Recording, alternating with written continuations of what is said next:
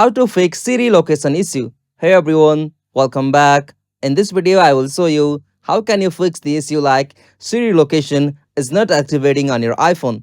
So let's get started. First, as you have to just open the settings on your iPhone. After you open settings, you'll have to scroll down and tap on the option privacy and security. From privacy and security, at the first one, tap on location services. From here, make sure that you have turned on the location services at the top. After you turn on this, you'll have to scroll down and find out the options for Siri.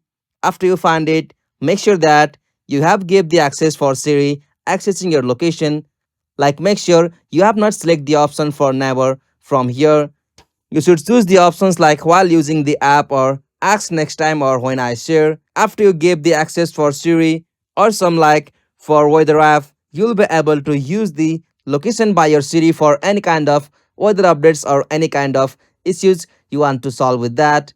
If you found this video helpful, please don't forget to give a like and subscribe to our YouTube channel for more quick and short tutorial like this. Thanks for watching. Have a good day.